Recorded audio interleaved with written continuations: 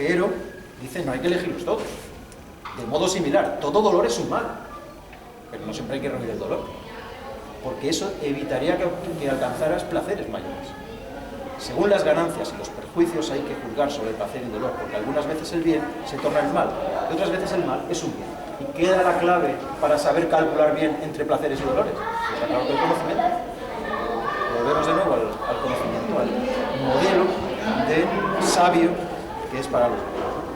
Y termino con Epicuro. Dice, ningún placer es malo en sí mismo.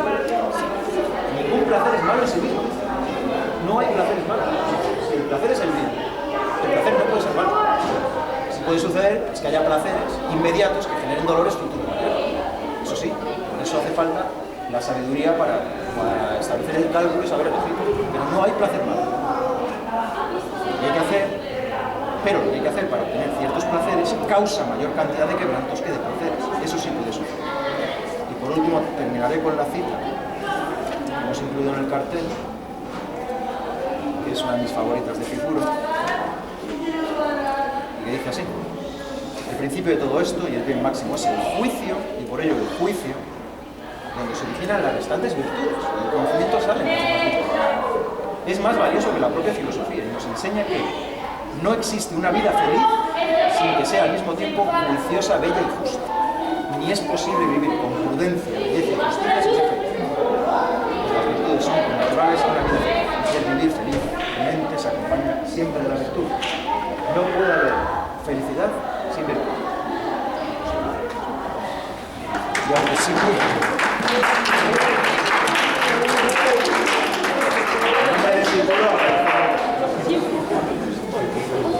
dejadme si me dejáis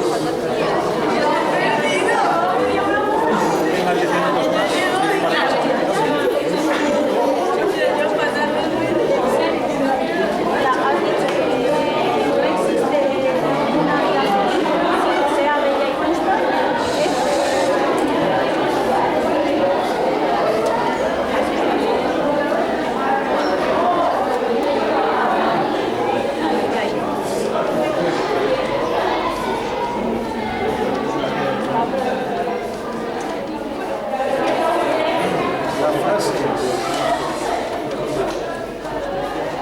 Una vida feliz sin que sea al mismo tiempo juiciosa, bella y justa. Ni es posible vivir con prudencia, belleza y justicia sin ser feliz.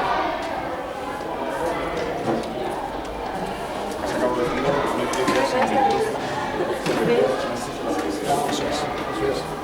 Porque toda virtud procede del conocimiento. El conocimiento es lo que te permite saber distinguir entre dolores. Es el balance entre el conocimiento y el placer. El placer como sociedad de valores. Tener la mente sana y tener que conocer. Eso es. El conocimiento es el que te dice, que te permite establecer con criterio el cálculo adecuado para saber qué dolores te merecen la pena y cuáles no.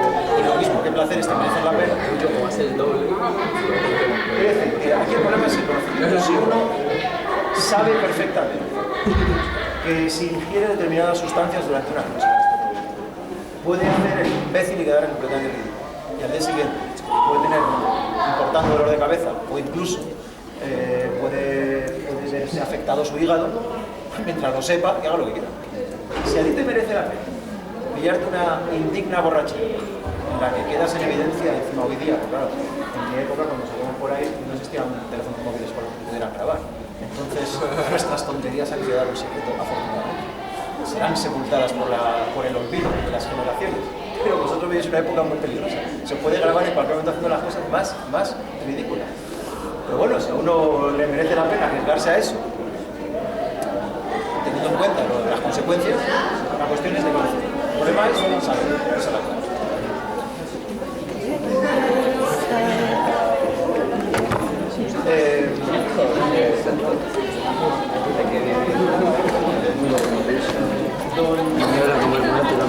Baruch Spinoza, en su nombre hebreo, Benedicto Spinoza, en su nombre en latín, nace en 1632 en la importante importante y muy avanzada ya para su época, que era de Ámsterdam. Venía de familias muy importantes, familias de estudiantes judíos portugueses, originariamente serían de España, y que se asientan en Ámsterdam, en una época en la que la comunidad judía precisamente empieza a erigir allí una sociedad muy importante, una comunidad judía, si es Ámsterdam. Aparte de que hay una, se puede visitar la casa de Spinoza, como en La Haya se conserva la casa de Spinoza, y además es aquí, cuando yo estuve en la biblioteca,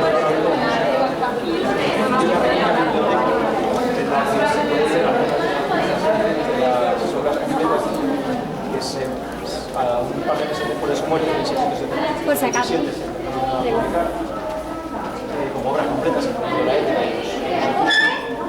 y en un gabinete que hay al lado de la biblioteca están las máquinas donde él pulía lentes, se dedicaba a pulir lentes. Lo cual es muy interesante también porque la óptica era una de las ciencias más importantes, técnicas, tecnologías de la época, porque tiene un fundamento filosófico muy importante, que es el siguiente. El primero que se le atribuyen telescopios, porque óptica existía en la Edad Media, existían lentes, pero es muy interesante cómo Galileo lo que hace es, con el telescopio, pretender pasar por verdadero una distorsión, una ilusión. Entonces, cuando Spinoza dice que que el error no desaparece por el conocimiento, está pensando en las distorsiones ópticas de las lentes. Porque que tú veas, para estudiarlo mejor, la luna mucho más cerca, por ejemplo, es literalmente una distorsión óptica, que para los aristotélicos escolásticos de la tradición tomista era una cosa muy incómoda, hemos hecho por Galileo en algunos aspectos con la escolástica, pero que literalmente era hacer pasar por verdad una distorsión óptica, sin embargo necesaria como un artículo para la investigación. Cuando Spinoza dice esto literalmente, de que he citado antes, me parece que el conocimiento no elimina las causas de la distorsión. Esto es muy importante porque esto que se da de manera muy visible en el plano de la óptica, Spinoza lo lleva al plano de los afectos humanos. Es decir, el hecho de que uno sepa que la tristeza, por ejemplo, la depresión o la superstición son afectos que limitan o reducen la potencia del individuo. El hecho de saberlo no elimina ni la tristeza, ni la superstición, ni la melancolía. No las elimina. Como un ejemplo que me he puesto más de una vez, el que enlaza con el psicoanálisis, por cierto. Freud era un lector de Spinoza, claro. También judío materialista. Si alguien va al psicoanalista porque con 40 años orina en la cama y el psicoanalista le hace la terapia y descubre que tuvo un trauma infantil, pues eso, su padre un día le echó una jarra de agua encima y lo asoció, pues sea vestimenta.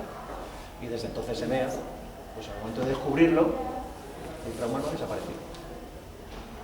Se podrá tratar, en el caso de que se pueda, pero el conocimiento no elimina las causas que determinan los fenómenos.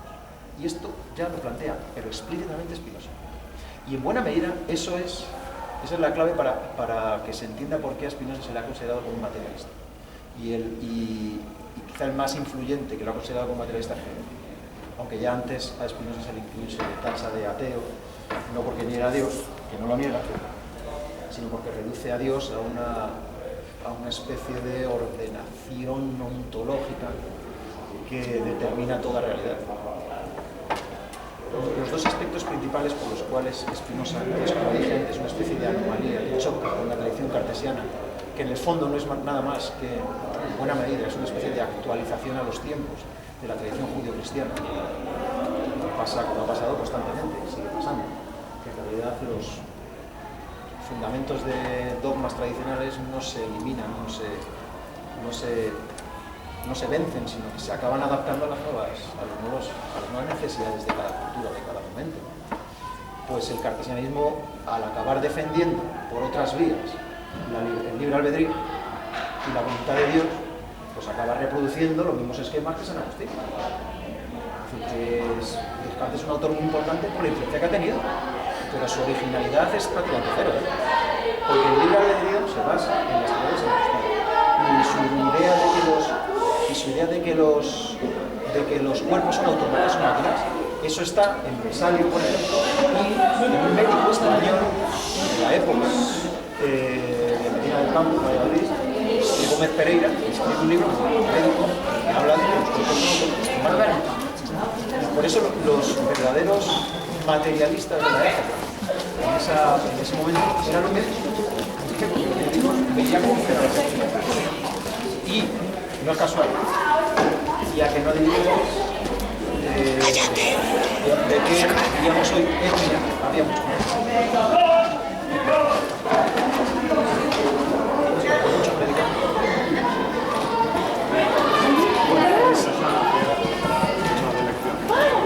Aquí nos dice lo siguiente. En su obra magna titulada Ética, More Geométrico Demonstrata, es decir, toda según las costumbres de los geómetras, según el método de la geometría, lo que hace Spinoza es, este es un libro que, cuando uno lo lee, o bien no lo entiende, que lo más probable, o bien si va entendiendo algo, acojona. Porque te absorbe hasta tal punto. Es lo más parecido que yo he visto a situarse en el punto de vista de Dios, el punto de vista de la eternidad. ¿Cómo se llama? Dice literalmente Spinoza, sub expecia eternitatis, desde el punto de vista de la eternidad. El libro se llama Ética, la ética de Spinoza, digamos así, el título completo es este. Y el libro está diseñado, está estructurado, siguiendo el orden de la geometría de Euclides. Proposiciones, axiomas, definiciones, corolarios y espolios. De hecho, hay estudiosos que han dicho que si se metieran en un ordenador, no sé si se ha hecho el experimento, pero yo lo he leído, que se ha planteado de este modo, si se metieran en un ordenador las definiciones, los axiomas y las proposiciones de la primera parte de la ética de Spinoza, el resto del libro lo escribiría el ordenador. Hasta ese punto responde a un orden casi geométrico.